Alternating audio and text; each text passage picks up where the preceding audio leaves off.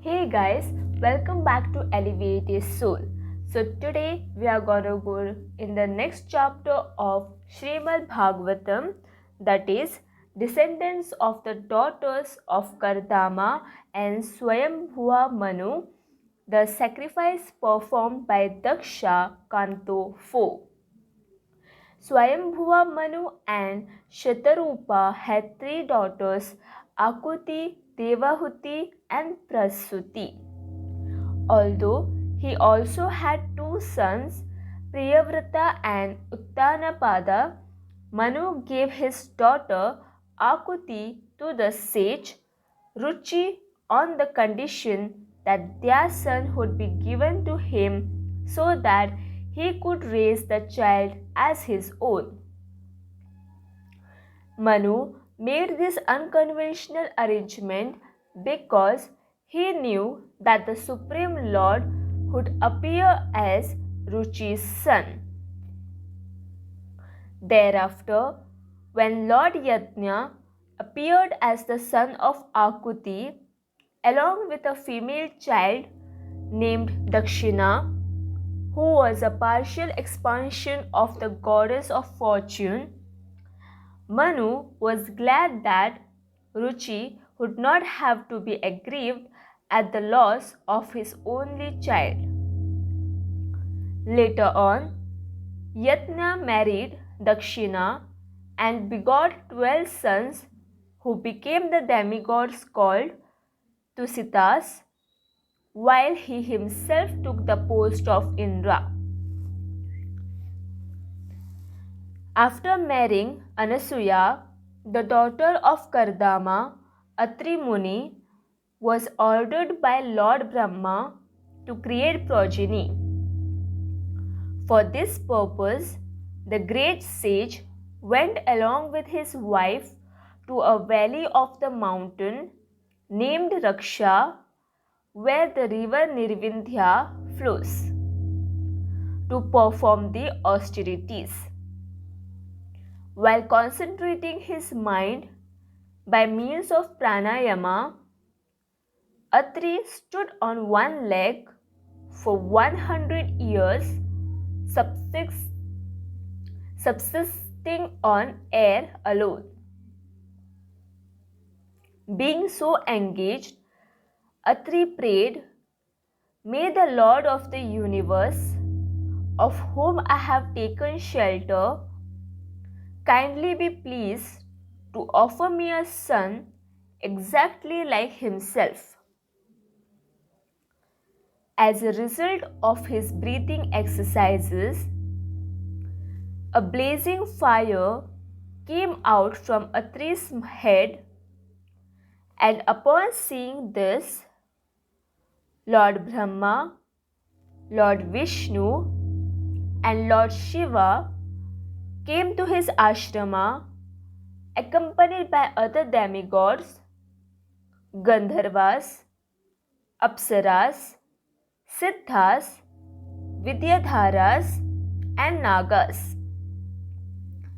Upon seeing the three principal deities of the universe before him, seated upon their carriers, a swan, Garuda, and a bull, and holding their respective symbols, Kushagras, a chakra, and a drum, Atri approached them with difficulty because he remained standing upon one leg.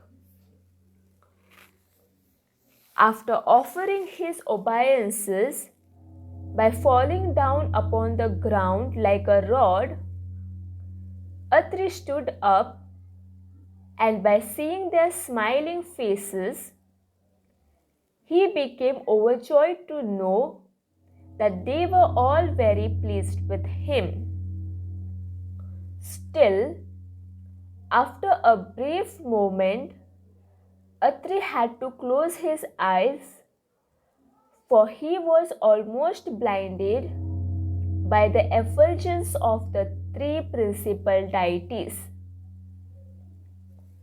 Finally, After gaining his composure, Atri began to offer prayers with words that were both sweet and meaningful. O Lord Brahma, Lord Vishnu, and Lord Shiva, I had prayed to the Supreme Lord who existed before the creation. But since all three of you have appeared here, I am now bewildered. I know that the Supreme Personality of Godhead is one, but has divided himself into three for the purpose of directing the modes of material nature. Now, please be kind upon me and let me know which of you is actually the Lord of the universe. Upon hearing this, the great three deities smiled and replied, My dear Brahmana, we are all the same person upon whom you were meditating, and so you will receive three sons that represent a partial manifestation of our potency. Then, as Atri looked on, Brahma, Vishnu, and Maheshwara suddenly disappeared from that place.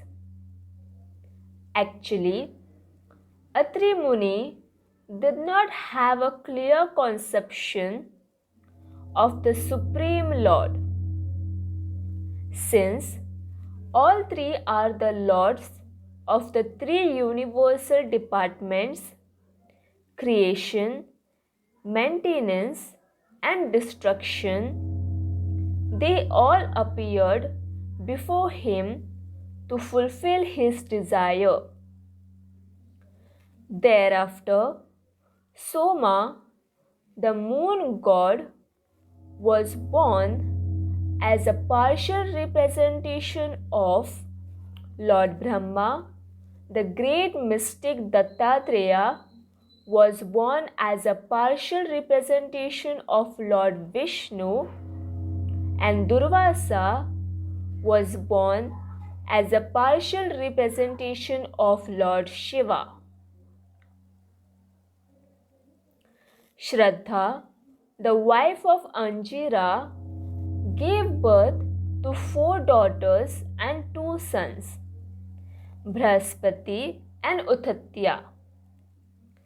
Havirbhu, the wife of Pulastya, gave birth to Agastya and Vishrava.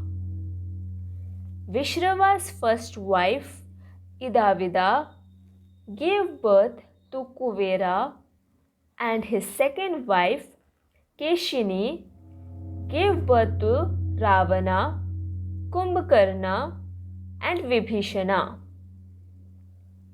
Kriya, the wife of Kratu, gave birth to 60,000 sages known as the Valakhilyas.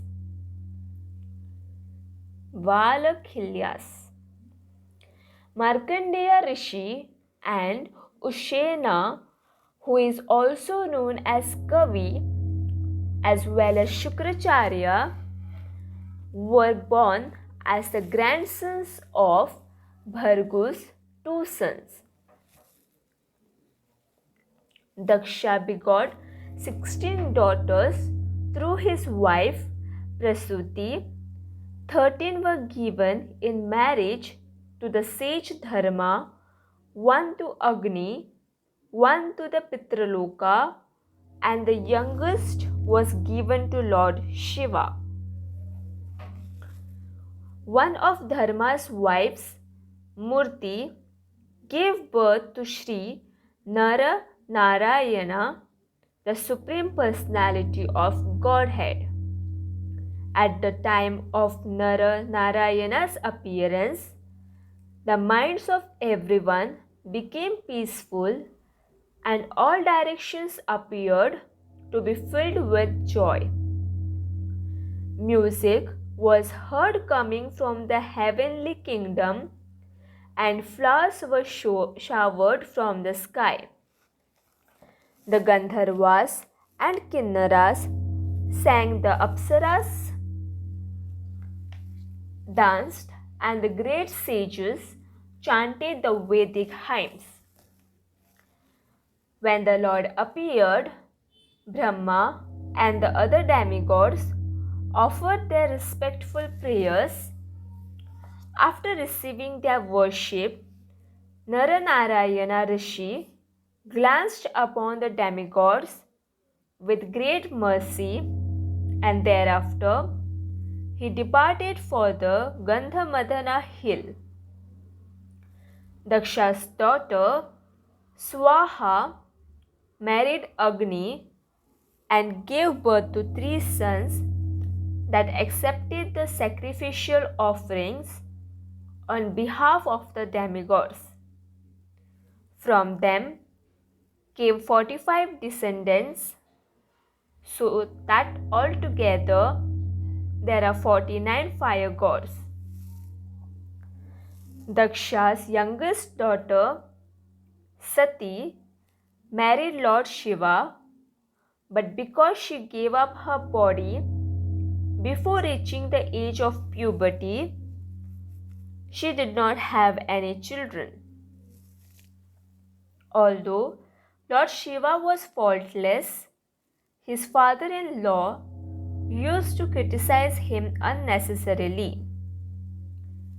Sati had personally chosen Lord Shiva, but Daksha was never satisfied with her selection because her husband acted very unconventionally. He presented a very poor appearance and he didn't even bother to construct a residence. Once, the great Prajapatis were performing a sacrifice in which all of the leading demigods, sages, and fire gods were assembled along with their followers. When Daksha, the leader of the Prajapatis, entered the assembly, his bodily luster illuminated the entire sacrificial arena, minimizing the importance of all others that were present there. Indeed, due to Daksha's influence, everyone respectfully stood up to receive him, with the exception of Lord Brahma and Lord Shiva.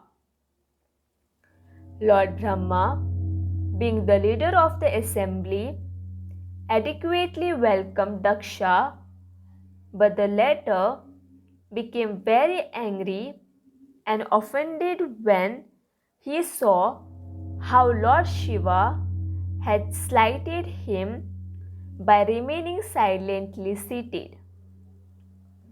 His eyes glowing with rage, Daksha addressed the assembly. Please hear me with attention, for I am not speaking out of envy or ignorance. Shiva has polluted the path of gentle manners, and by doing so, he is spoiling the good reputation of the demigods. By marrying my daughter, he has become my subordinate. And yet, he is so shameless that he did not even bother to stand up to receive me or offer me any words of welcome. He lives in filthy places like crematoriums, and his companions are all ghosts and demons. He does not bath regularly and he decorates his body with ashes and garlands that are made of skulls and bones. Going naked like a madman, he sometimes laughs and sometimes cries, and thus he is Shiva, auspicious in name only. It is because of Lord Brahma's request that I gave my chaste daughter to him, even though he is devoid of cleanliness and good behavior. Because of his anger, Daksha did not even want to acknowledge that Brahma was his father, and so he referred to him merely as Parameshthi, the supreme teacher. In this way, Daksha indirectly accused Brahma of being less intelligent for having advised him to hand over his beautiful daughter to such a nasty fellow. After speaking to the assembly, Daksha washed his hands and mouth. Then, while looking at Lord Shiva as if he were an enemy, Daksha cursed him, saying, Lord Shiva, who is the lowest of the demigods, should no longer receive a share of the sacrificial offerings. After seeing this, Daksha angrily stormed out of the assembly, despite the attempts of others to pacify him. Actually, this so-called curse was a great blessing for a devotee like Lord Shiva, for it gave him the opportunity to avoid the association of the materialistic demigods. Although Lord Shiva remained calm and tolerant, one of his principal associates, Nandishvara, became enraged, and so he countercursed Daksha and the Brahmanas that had sided with him. Nandishvara said, whoever, due to envy, has accepted Daksha to be more important than Lord Shiva will become bereft of all transcendental knowledge. Because Daksha is simply attached to his body and sex indulgence and is thus devoid of any good intelligence, he will soon receive the face of a goat. May those who have insulted Lord Shiva due to having become as dull as matter by the cultivation of materialistic education continue in the cycle of repeated birth and death. Since the Brahmanas who supported Daksha perform religious rituals only for the purpose of maintaining their bodies, let them become bereft of all discrimination as to what is fit to eat and what is not. Let them beg for money by going door to door simply for the purpose of gratifying their senses. After hearing this, Bhrigu retaliated on behalf of the hereditary Brahmanas by condemning the followers of Lord Shiva with a strong Brahminical curse. Those who follow Lord Shiva will become atheists and thus diverted from genuine Vedic principles. The devotees of Lord Shiva are so foolish that they try to imitate him by having long hair, and they subsist upon wine, flesh, and other such abominable things. Because they blaspheme the Brahmanas, who are true followers of Vedic principles, the devotees of Lord Shiva must be considered to have already come under the sway of atheistic doctrine. While such cursing and counter-cursing was going on, Lord Shiva became very morose, and then, without saying anything, he suddenly left the assembly, followed by his disciples. Thereafter, the Prajapatis continued worshipping the Supreme Lord Vishnu by the performance of sacrifice for 1000 years. Then, at last, after taking the Avabhrata Snana at the confluence of the Ganga and Yamuna, they returned home. Thereafter, the tension between Lord Shiva and Daksha continued for a long time. Then once, Daksha performed a Vajpaya sacrifice, and afterwards he commenced another great sacrifice called the Brahaspati Sava. Because Lord Brahma had appointed him the chief of all Prajapatis, Daksha had become very puffed up and so dared to perform these sacrifices without inviting Lord Shiva. It is a fact that one can satisfy Lord Vishnu even without worshipping the various demigods, but on the other hand, he wants that his great devotees should be satisfied first.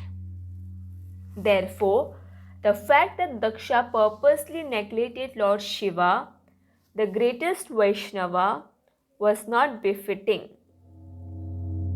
The great demigods and sages came from all over the universe to attend Daksha's sacrifice, and the Sati could hear them conversing as they flew overhead in their celestial airplanes. When Sati saw how the wives of the denizens of heaven were gorgeously dressed and decorated with fine ornaments, she addressed her husband with great anxiety. Sati said, "My dear Lord Shiva, your father-in-law is preparing to perform a great sacrifice.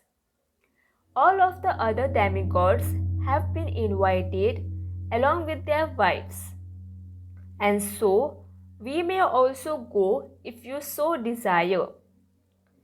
My sisters and their husbands are certainly going there to visit their relatives. Therefore, I also want to dress up and go there, wearing the ornaments given to me by my father. Due to our family feud, I have not visited my father's house for such a long time, and so I am very anxious to see my relatives. I know that you are very exalted and thus do not care for those social functions, but I am a poor woman and so I want to go." How can a daughter remain undisturbed after hearing that a festival is taking place at her father's house? I know that we have not been invited, but there is no harm if one goes to the house of a friend, husband, spiritual master, or father without an invitation. My dear Lord, please be kind upon me and fulfill my desire. Although he very well remembered Daksha's malicious and heart-piercing words, Lord Shiva smilingly replied, "My dear beautiful wife, it is true that one may go to a friend's house without an invitation, but this is true only if such a friend does not find fault with one and become angry due to being in the bodily conception of life. It is a fact that education, austerity, wealth, beauty, youth, and family heritage are desirable qualities, but if one becomes proud because of possessing them, He loses all good sense and cannot appreciate the glories of spiritually exalted personalities. One should not go to anyone's house who looks upon his guest with raised eyebrows and angry eyes. The pain that is caused by an enemy's arrows is not as great as that which is caused by the sharp words uttered by a relative, for such grief continues to burn one's heart day and night. My dear Sati, although you are Daksha's pet daughter, even if you go without me, he will not honor you because of your being my wife, and thus you will regret your connection with me.